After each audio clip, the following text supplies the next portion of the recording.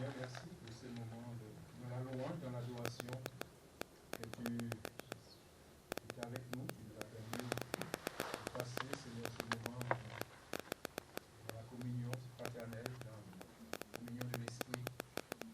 Merci pour cette unité, Seigneur, que tu nous donnes, Seigneur, et cette simplicité aussi dans nos vies.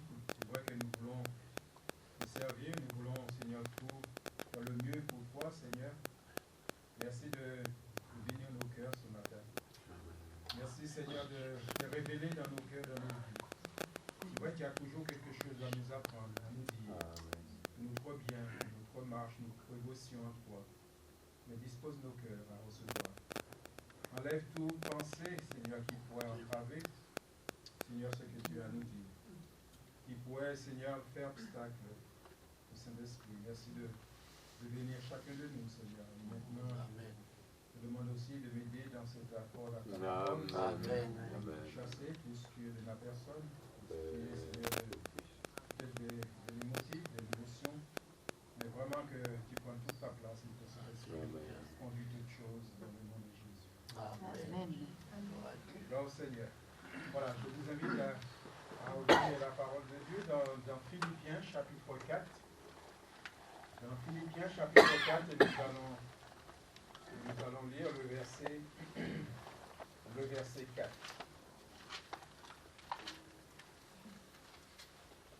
Philippiens chapitre 4, et le verset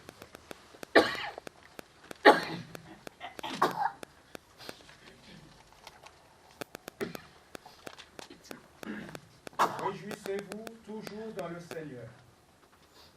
Je le répète, réjouissez-vous, que votre douceur soit connue de tous les hommes. Amen. Il est marqué après, le Seigneur est proche. Et après, il y a un point, le Seigneur est proche. Amen. Ce matin, frères et sœurs, je désire vous parler de la douceur. Que votre douceur soit connue de tous les hommes. Et développer justement ce verset pour montrer ce que vraiment que le Seigneur, l'apôtre, a voulu dire donc à les Philippiens, que votre douceur soit connue de tous les hommes. Le Seigneur lui-même il nous dit que notre douceur, que son amour soit connu de tous les hommes. Ce que le Seigneur a fait pour nous, il faut que les autres le savent, le connaissent. Nous puissions partager ce que le Seigneur a fait pour nous. Parfois, quand il nous arrive quelque chose de bien, bonne nouvelle, on a envie de le partager, n'est-ce pas? On a envie de le partager, cette bonne nouvelle. Et l'évangile, la parole de Dieu, ce que le Seigneur a mis dans nos cœurs, nous sommes tellement heureux, et bien on a envie de le partager avec ceux qui n'ont pas. Voilà, c'est que votre douceur soit connue de tous les hommes. La douceur, nous savons que c'est un bonheur, la douceur. Ça peut être aussi la paix. La douceur, c'est cette sérénité, selon la définition du dictionnaire, mais ça rejoint vraiment de cette définition et sur le plan spirituel. Ici, c'est vrai, la douceur rejoint la paix. Quand on parle de douceur dans ce contexte, il est parlé de paix, il est parlé de patience, il est parlé de bonheur. Et c'est là que le Christ est venu faire, frères et sœurs, nous communiquer sa paix dans les cœurs qui sont en guerre. Dans les cœurs qui sont en guerre. N'oublions pas que celui qui ne connaît pas Jésus, son cœur est en guerre. Il est perdu. Il est habité par autre chose, mais pas par le Seigneur. Automatiquement, il y a une guerre qui va se déclarer à un moment donné si Jésus veut prendre la place. Et c'est ce qui est arrivé pour chacun de nous dans nos vies. Vous savez, ça n'a pas été facile comme ça de dire oui, je t'annonce l'évangile, viens avec moi, et voilà, accepte Jésus dans ton cœur. C'est vrai qu'il y a cette manifestation de Saint-Esprit, de l'Esprit, parce que nous savons que ce n'est pas nous qui convertissons les gens, ce n'est pas nous qui convaincons les gens, exactement, c'est le Saint-Esprit. Notre rôle, nous chrétiens, c'est de parler, c'est de montrer le chemin. Ici, nous allons rencontrer Jésus, ici, on parle de Jésus. Mais ça s'arrête là. Ça s'arrête là parce que c'est le Saint-Esprit qui prend la relève et qui convainc de péché, de justice et de jugement. C'est vrai, ici la douceur rejoint cette paix, la paix. Comme il est dit dans Colossiens chapitre 1, verset 20, il a voulu par lui réconcilier tout avec lui-même. Tant ce qui est sous la terre que ce qui est dans les cieux, en faisant la paix par lui, par le sang de sa croix.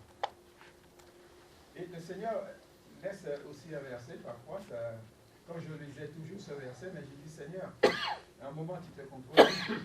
Parfois, quand nous lisons le Seigneur, tu te contredis, tu es venu pourquoi, Seigneur? Il dit, dans Matthieu 10, verset 34, il dit, ne croyez pas que je sois venu apporter la paix sur la terre. Je ne suis pas venu apporter la paix, mais l'épée, la glaive, l'épée. Qu'est-ce que nous comprenons par cela? Il est même ajouté aussi au verset 37, car je suis venu mettre la division entre l'homme et son père, entre la fille et sa mère, entre la belle-fille et sa belle-mère. Et comme je vous disais, frères et sœurs, c'est que Jésus dérange. Jésus dérange. En nous apportant Jésus, il dérange Jésus. C'est pour cela que quand nous parlons, nous devons parler de Jésus. Évitons de parler tout autour de ce que dans les prophètes qu'on fait, mais parlons de Jésus, parce que le salut vient de Jésus. C'est Jésus qui sauve. C'est Jésus. C'est pour cela que nous invitons à ceux qui s'approchent du Seigneur à lire les évangiles. Parce que ça trace la venue de Jésus et le pourquoi que Jésus est venu. C'est vrai que Jésus dérange. Sa vérité révèle le péché, bien sûr. Alors oui, il y a un combat. Alors oui, il y a un combat. Et en final, un choix à faire. En final, un choix à faire. Vous savez que nous n'avons pas besoin, et nous comprenons très bien ces versets pour certains, qui vivent dans des contextes qui a un conjoint ou une conjointe inconvertie. Et oui. Et là, nous voyons ce combat. Ce combat, d'un côté, il y a l'Esprit de Dieu, et d'un côté, il y a l'Esprit du monde. Donc, il y a parfois cette difficulté. Il n'y a pas comment dirais-je, d'entente. Il n'y a pas d'entente. On ne peut pas se comprendre parfois sur les choses, du moins spirituelles. Et il y a un combat. Il y a un combat. C'est vrai que même le Seigneur le dit, si celui qui veut le suivre, il y a un choix. Il y a un choix de vie. Nous devons quitter les choses. Et c'est vrai qu'à Port-de-Mer, nous avons suivi une étude par notre pasteur Gilles sur le renoncement. Alors là, le renoncement, frères et sœurs, même moi qui est chrétien, ça va. Ah bon, c'est tout ça? Oui, c'est tout ça, le renoncement. Renoncer au monde. Renoncer à ce au bien terrestre. Et même renoncer à nos proches. Renoncer à nos proches. C'est le Seigneur le dit. Hein. Celui qui m'aime plus que qui aime son enfant, son père, sa mère. Donc il y a un choix. La vie avec le Seigneur, il y a un choix à faire. C'est pour cela que le Seigneur va dire, je ne suis pas venu pour apporter la paix, mais l'épée. Parce que dans les foyers, vous savez, quand j'arrive au milieu de ma famille inconvertie, il y a un combat. Il y a un combat. Il y a un froid. Parce qu'il y a des choses à percer. Parfois on gêne. On ne peut pas vivre nos vies correctement. Qu'est-ce qu'il fait là? Ah, il nous empêche, on ne va pas. Non, il y a un choix, il y a un combat. Et ça, pour nous, enfants de Dieu, notre vie chrétienne par rapport à la vie du monde, il y a un choix. On voit bien que, voilà, c'est comme nous l'avons lu Nous l'avons lu, nous avons lu au début de la Sainte Seine. Et oui, nous sommes une nouvelle créature. Les choses anciennes sont passées et toutes choses sont devenues nouvelles. Nous sommes nés de nouveau, une régénération, frères et sœurs.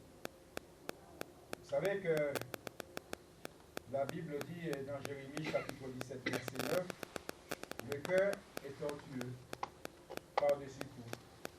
Il est méchant. Qui peut le connaître? Qui peut le connaître? Donc Jésus, nous le savons, et c'est bien de le rappeler, est venu pour sauver les pécheurs perdus, pour arracher, pour confondre tout raisonnement. Et pourtant, il y a des raisonnements dans l'humain. Vous savez que j'en ai rencontré, vous pouvez en discuter, mais il y a les raisonnements. On veut rien lâcher. Quand on dit c'est Dieu qui conduit toutes choses, c'est Dieu si cela arrive parce que c'est la volonté de Dieu, il a voulu le raisonnement. En donnant sa vie sur la croix, frères et sœurs, il nous sauver par sa grâce, il nous a communiqué sa paix à ceux ou celles qui ont cru en lui. Quand nous avons rencontré le Seigneur, nous l'avons cru. Et le Seigneur a mis sa paix dans nos cœurs. Comme il dit dans la parole, je donne ma paix. Je ne donne pas comme le monde, je donne ma paix. Donc nous avons la paix de Dieu dans nos cœurs. Est-ce que votre cœur est en paix? Amen. Je ne dis pas est-ce que vous passez par des épreuves, ce n'est pas la même chose. Parce que même si nous sommes chrétiens, les moments difficiles aussi, nous le connaissons. Frères et sœurs, ça fait partie de la vie.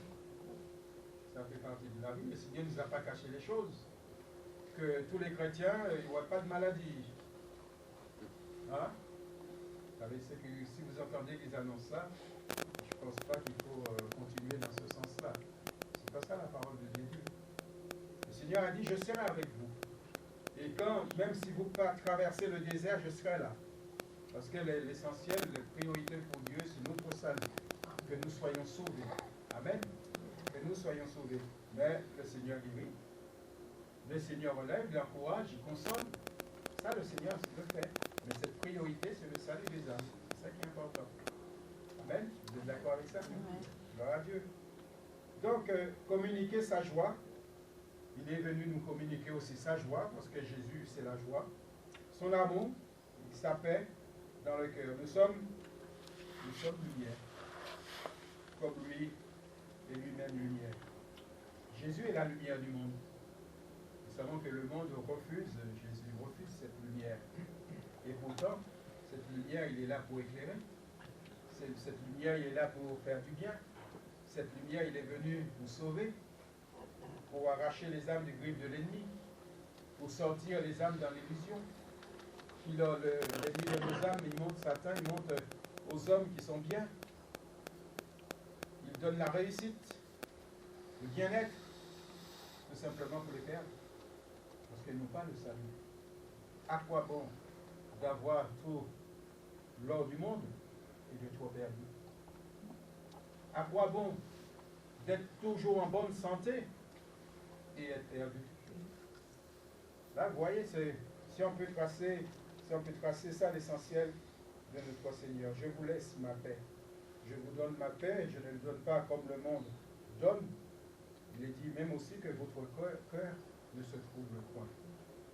Que nous ne soyons pas troublés, frères et sœurs. De ce que nous pouvons traverser, ce que nous pouvons connaître, que nous ne soyons pas troublés. Parce que nous avons l'essentiel, nous avons Jésus. Il est avec nous, même si les difficultés sont là, même s'il y a des moments, des journées plus difficiles que d'autres. Mais il y a des bons moments aussi avec le Seigneur. Il y a des bons moments. Nous ne voulons pas entrer dans ce contexte de dire toujours, oui, il faut être sérieux, c'est toujours non. Le Seigneur nous donne de la joie. Il y a des moments de joie, il y a des moments que nous pouvons passer, que notre corps ne souffre plus. C'est agréable. Non? Nous désirons avoir un corps qui n'a pas de maladie. Nous désirons être bien. Et c'est la volonté de Dieu. Mais ça ne veut pas dire que c'est ce chemin, ce plan que le Seigneur a. Vous voyez ce que je dis, l'essentiel pour le Seigneur, c'est que nous soyons dans ses voies, que nous marchions avec lui et que nous restions fidèles jusqu'au bout. C'est ça l'important. Que nous restons malgré les difficultés que nous pouvons rencontrer, que nous puissions rester attachés à Jésus. Amen. À Jésus. Amen. Pas à un homme. Même s'il peut avoir des bonnes prédications, allocutions, s'exprimer, tout ce que vous voulez, mais c'est à Jésus. Amen. Parce que je pourrais aller plus loin. Vous savez que l'ennemi de nos âmes, eh bien, la parole de Dieu nous dit c'est l'Église. C'est l'Église. Moi, je ne veux pas dire que ceux qui apportent la parole de Dieu, ils sont le diable. Mais la parole de Dieu nous dit que l'Église, c'est l'Église. Donc c'est pour cela que nous ne devons pas s'attacher à un homme, mais s'attacher à Jésus. C'est sûr que nous sommes sûrs de ne pas être déçus. Vous savez que la douceur, nous avons dit la paix, la patience, ça vous fait penser à quoi, frères et sœurs? Ce que nous héritons du Saint-Esprit. Nous avons hérité de quelque chose, nous chrétiens. Quand le Seigneur vient dans nos cœurs, qu'on dit le Seigneur habite en moi, il vit en moi. Cette nouvelle naissance en Jésus, cette vie nouvelle dans l'Esprit, nous donne droit aussi d'acquérir les sentiments de Jésus. Amen. Par le Saint-Esprit. Le Saint-Esprit prend ce qui est en Jésus pour nous les communiquer. Il le dépose dans nos cœurs. Il le dépose dans nos cœurs. Éphésiens, chapitre 2, verset 22. En lui, vous êtes aussi édifiés pour être une habitation de Dieu en esprit. Notre corps est important. On ne peut pas dire c'est le corps, oui. Notre corps, il retourne à la poussière. Parce que la parole de Dieu nous le dit. Il est poussière, il retourne à la poussière. Ce qui est important, c'est notre âme, qui est éternelle. Mais notre corps, Jésus le dit que nous sommes le temple du Saint-Esprit. Une habitation de Dieu en esprit. Ben oui, parce que Jésus vit dans nos cœurs. Et de mon corps, je dois prendre soin. Je dois prendre soin de mon corps. Et il n'y a pas longtemps, je disais à quelqu'un, vous savez, votre corps, c'est quelqu'un qui a un problème non seulement physique, mais psychologique aussi, parce que c'est là-dedans. Mais le Seigneur, il est capable de changer le psycho. Amen. Le Seigneur est capable. Parce que non seulement avec ça, tout ça, l'ennemi se déguise, donc il est derrière tout ça. Il empêche le corps de s'alimenter. Il y a un corps qui n'est pas alimenté. Voilà, il meurt. Et pourtant, le Seigneur nous appelle à protéger, à garder notre corps. Dans ce corps régénéré, donne droit au Saint-Esprit aussi de faire son habitation. Jésus, le Saint-Esprit, il fait son habitation. Et quand nous le lisons, quand je lis cela, je pense tout de suite à ce Galate que nous connaissons bien, 5,22, qui parle du fruit de l'Esprit. Il parle du fruit de l'Esprit. Le fruit de l'Esprit, c'est quoi? C'est le fruit, attention, frère et sœurs, ce n'est pas les fruits, hein, même s'il y a l'amour, il y a la joie, la paix, la patience, la bonté, la bénignité ou la bienveillance, la fidélité, nous trouvons aussi la douceur, la tempérance. Il est dit, la loi n'est pas contre ces choses. Ça, c'est le fruit, le caractère de Jésus, qui devient aussi notre caractère, de l'enfant de Dieu.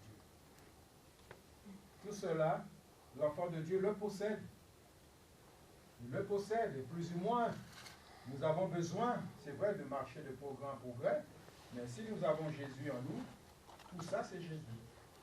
Tout ça c'est Jésus. Nous devenons une habitation de Dieu en esprit. L'ensemble de ces vertus qui représentent le caractère de Jésus, frères et sœurs, ne sont pas séparées l'une de l'autre, mais elles sont complémentaires. C'est un tout. Le fruit, quand on dit le fruit de l'esprit, c'est un tout. On ne peut pas les dissocier, les séparer de l'une de l'autre parce que c'est un tout. Et l'enfant de Dieu, c'est un tout. Il est patient comme il y a la douceur, parce que la douceur, je vais centrer sur la douceur, parce que la douceur a son rôle, même dans l'apporte de la parole. La douceur a son rôle, même dans l'approchement des uns des autres. Vous savez, on peut dire la vérité avec douceur. Une douceur, ça ne veut pas dire qu'on est doux. N'oublions pas que Jésus était doux. La parole de Dieu le dit, elle les souligne. Il était humble et doux, frères et sœurs. Quand Jésus annonçait les vérités, mais avec une douceur, mais aussi avec une fermeté. Ah oui, c'est une vérité, c'est une autorité spirituelle. Mais c'est important, nous allons le développer un petit peu en avançant sur ce message, que votre douceur soit connue de tous les autres.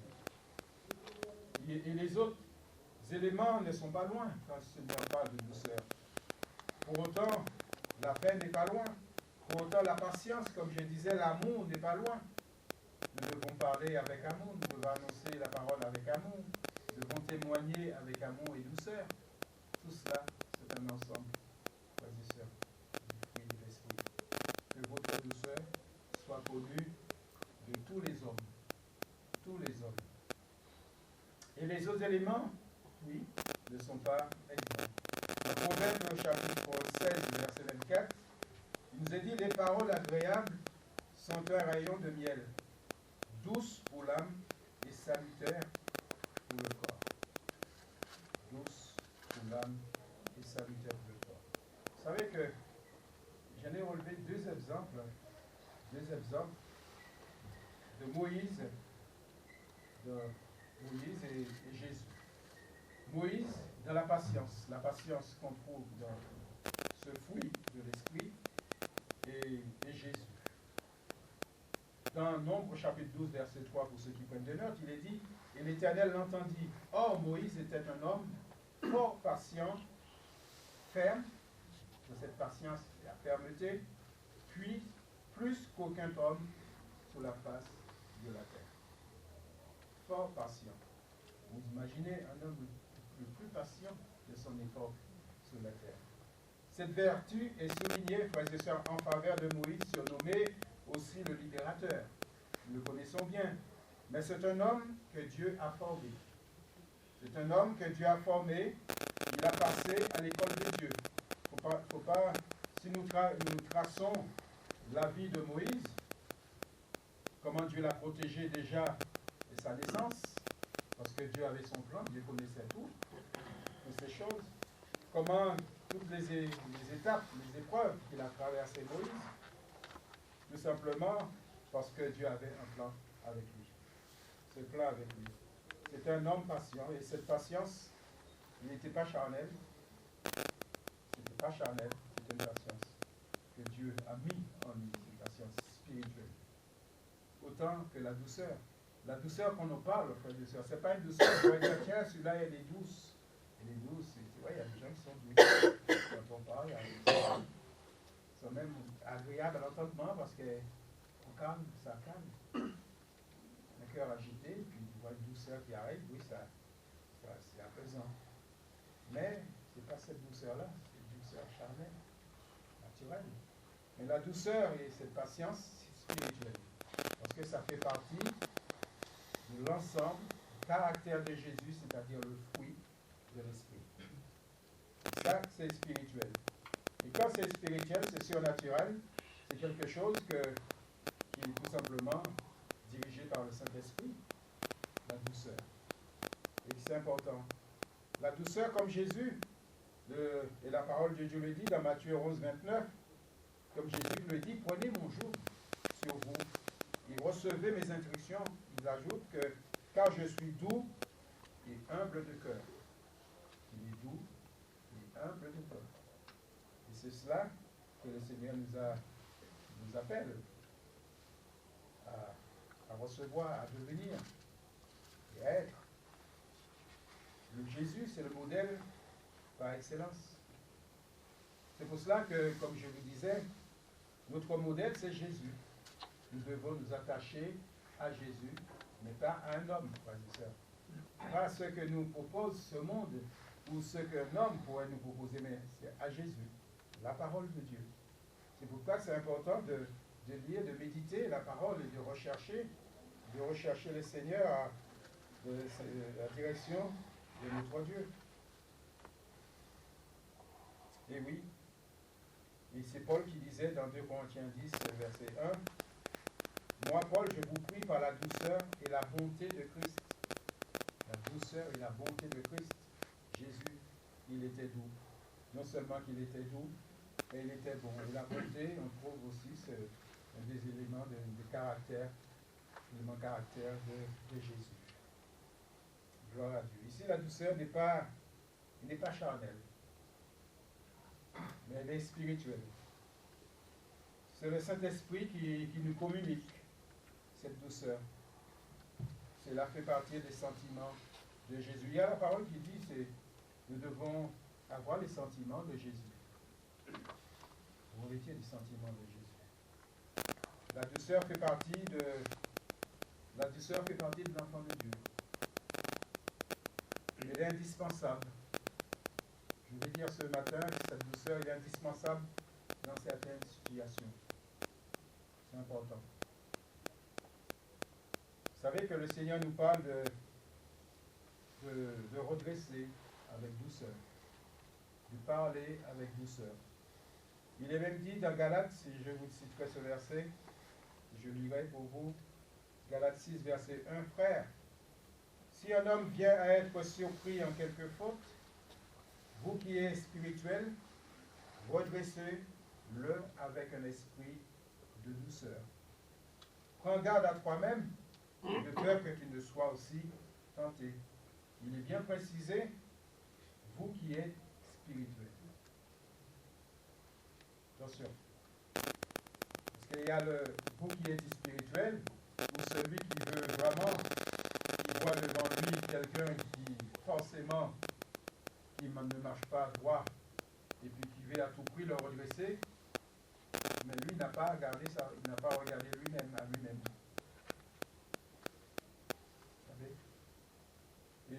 Et c'est là que le Seigneur veut l'expliquer. Dans ce cas, il est préférable d'être conduit par le Saint-Esprit.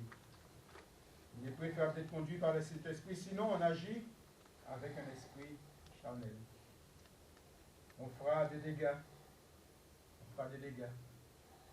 Si on va trouver quelqu'un, on va dire, ouais, j'ai remarqué que, voilà, tu ne marches pas tellement droit là, hein, etc. Et bien, cette personne n'est pas animée d'un esprit de douceur spirituelle, mais plutôt une douceur, peut-être à voix calme, bien sûr, mais c'est charnel. Et il fera des dégâts. C'est pour ça que le Seigneur nous dit redresser avec un esprit de douceur. Donc, il est même précisé dans le verset que nous l'avons lu, prends garde à toi-même. En vouloir redresser l'autre, c'est toi qui te fais tenter, c'est toi qui es tenté, qui te fait plaisir. La parole de Dieu nous dit, prends garde à toi qui es debout, prends garde de tomber. Parfois, on veut reprendre des gens, on veut leur reprendre, parce que c'est vrai qu'il y a des comportements qui nous paraissent, qui nous dérangent simplement parce que ça dérange le Seigneur. Mais, vous savez, avant de vouloir t'imposer, il faut prier. Il faut prier. Il ne faut pas vouloir, parce qu'on n'est pas mieux peut-être que nous sommes sous cet instant, ce moment spirituel, mais nous sommes comme des chiens, avec une tentation, nous ne sommes pas mieux comme des sœurs. Aujourd'hui, nous sommes là, mais demain, on peut être là. Vous voyez? Il n'y en a pas mieux. Je ne suis pas mieux que vous. Je ne suis pas mieux que vous. Je sais mes faiblesses, mais je m'attache au Seigneur. Je m'attache à Jésus. Parce que il ne faut pas croire tout le temps avoir une autre opinion, comme dit la parole, une autre opinion de soi. Toujours se montrer supérieur aux autres. Ou alors être mieux que les autres.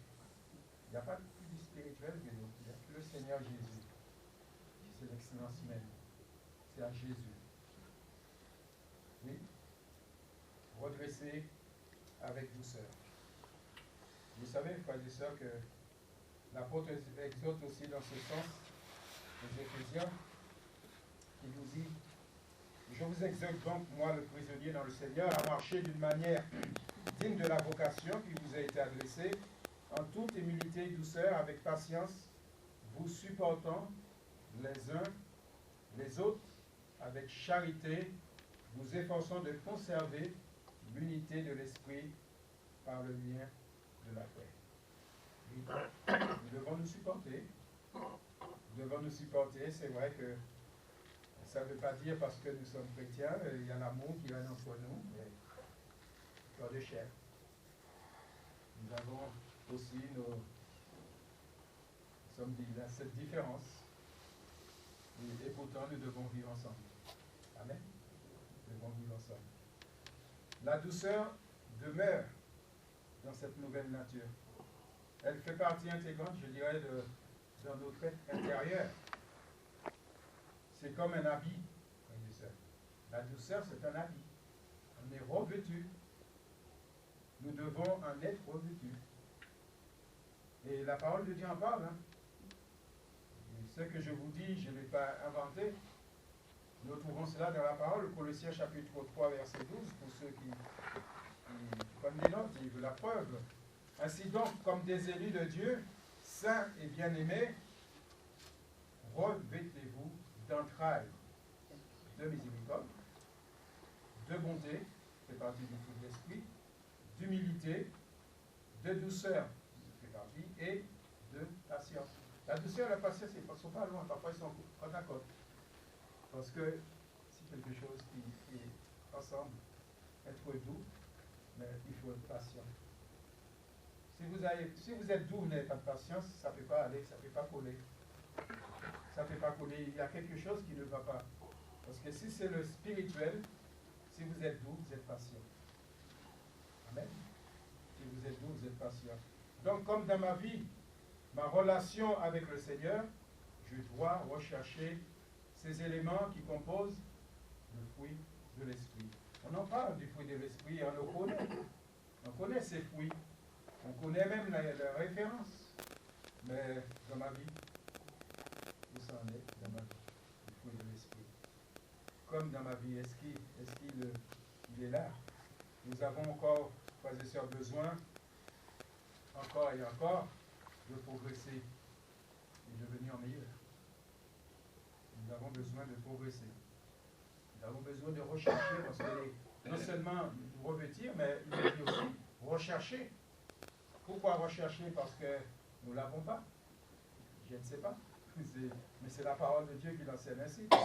L'apôtre disait à Timothée, parce que l'apôtre il parlait, il avertissait Timothée dans ses richesses du monde, dans la richesse qu'il disait, vous savez, que c'est un piège, la richesse.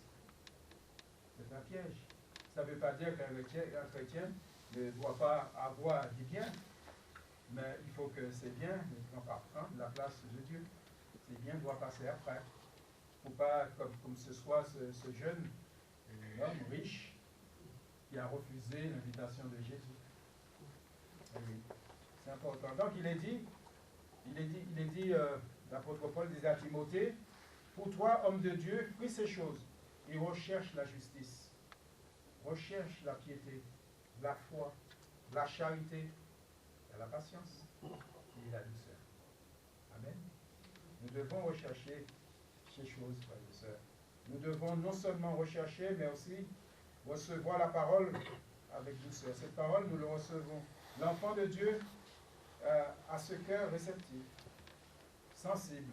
Nous devons avoir cette sensibilité à recevoir le conseil de son Seigneur, à recevoir le conseil de Dieu. Et aussi les avertissements. Parce que là, ceci, c'est... Entre autres, quand même, il y a une sorte d'avertissement.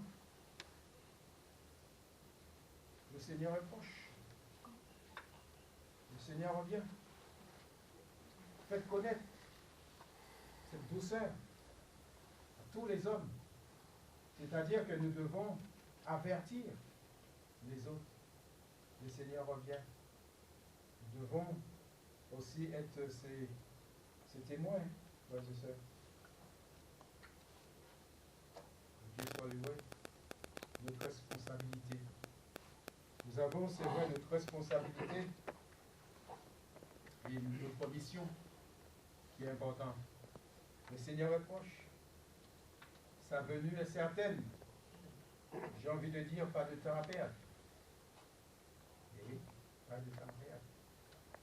Que Jésus soit connu, que Jésus soit annoncé, parler de Jésus. Prêcher l'évangile. Prêcher cette douceur soit connue par tous les hommes.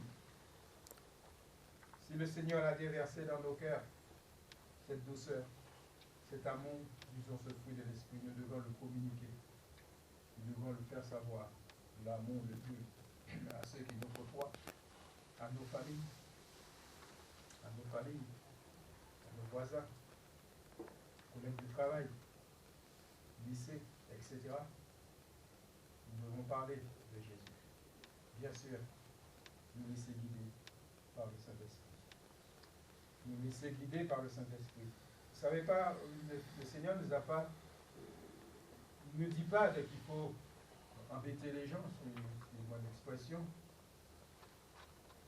Mais je parle, quand le moment est là, l'occasion se présente, nous ne devons pas la louper, cette occasion. Vous savez, moi, je dis franchement et honnêtement, j'ai loupé pas mal d'occasions. Parce que j'y vais, Seigneur, ou j'y vais pas. J'ai la peur.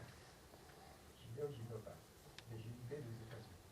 Ça, le Seigneur me l'a rappelé, et il a loupé. Il y en a d'autres que je voulais à tout prix parler de Jésus. J'arrivais dans un groupe, alors je me suis fait moquer. Ah, mais non, c'est pas ça qu'il faut faire.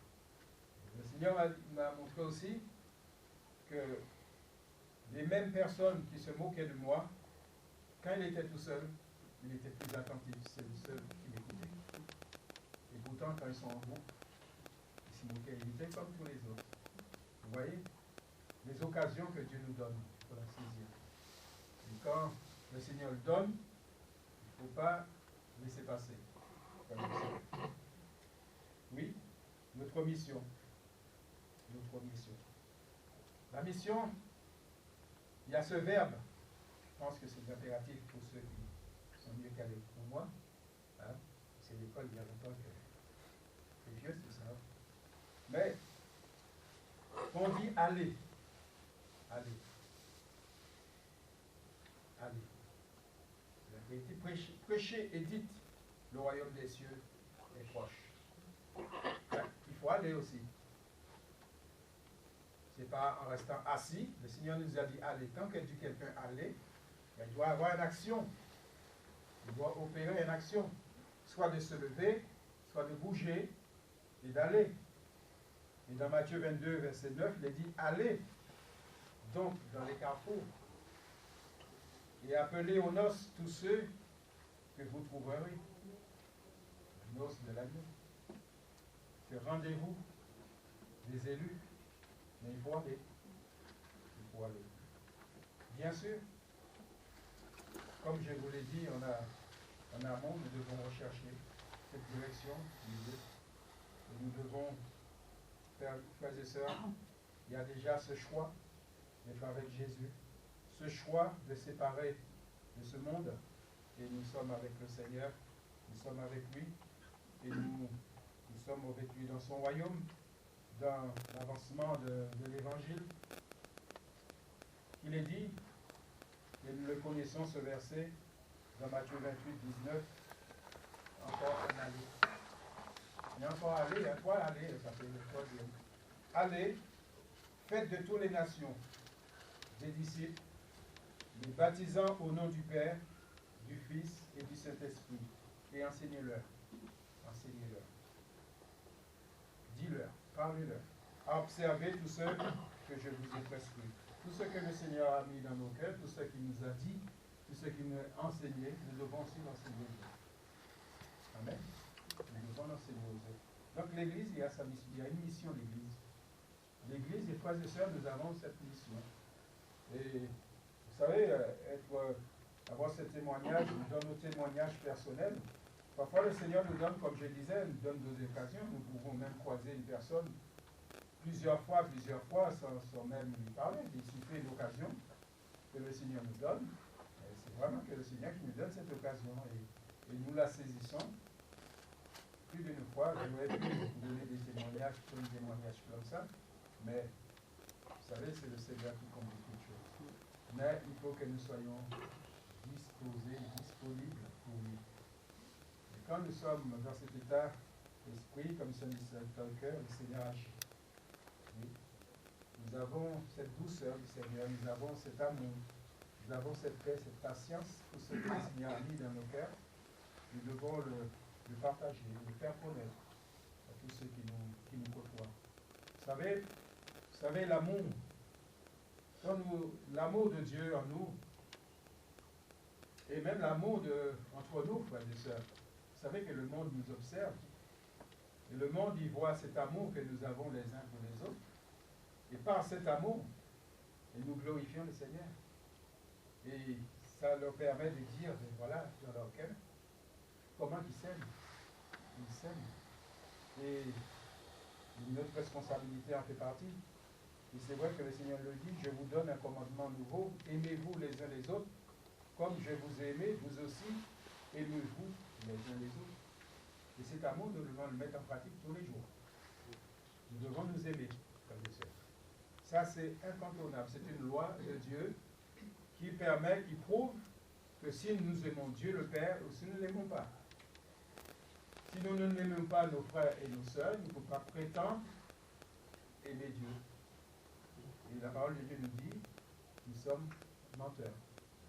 Si je n'aime pas mon frère ou ma sœur, et puis je dis j'aime Dieu, je mens. Vous voyez? Je ne peux pas dire j'aime Dieu et ailleurs, mais il n'aime pas aimer mes frères et sœurs. Donc c'est important, c'est un tout. Donc c'est ça la loi de Dieu, c'est de nous aimer, parce que Dieu nous a aimés. Et mon frère qui est à côté de moi, Dieu, il a l'amour de Dieu en lui. Dieu est mort aussi pour lui. Et le Saint-Esprit aussi vit en lui. Comment prétendre que je n'aime pas mon frère? Comment prétendre? Voilà, ça peut aller aussi dans le domaine du pardon. Je ne veux pas aller trop loin sur ce point. Donc, il est de notre responsabilité d'être en action pour le Seigneur, pour le royaume. Vous remarquerez ce verbe, c'est un impératif, c'est notre devoir de faire, de connaître aux hommes ce que le Seigneur a fait pour nous. Oui, Seigneur, je pense, oui, frères et sœurs, je pense que vous avez compris. Donc, Seigneur, vous l'avez appris. Vous avez compris, et le Saint-Esprit vous a aidé. C'est que le Seigneur demande de nous, il dit de nous, il demande de moi aussi. Et nous voulons aussi demander au Seigneur que tout ce caractère, ce sentiment puisse toujours dans nos vies. Amen. Le fruit de l'esprit, c'est important. Mais cette douceur. Attention, je le répète, il y a cette douceur dans la fermeté, c'est-à-dire que il ne faut pas prétendre, si c'est spirituel, il n'y a pas de souci, frères et sœurs. Parce que c'est une douceur spirituelle qui dit la vérité aux gens, mais avec une douceur. C'est comme la parole de Dieu qu'on est annoncée. Nous devons se revêtir de cette douceur. On peut dire les vérités aux gens sans pour autant forcer le clou avec le marteau à tout prix pour que les gens puissent comprendre.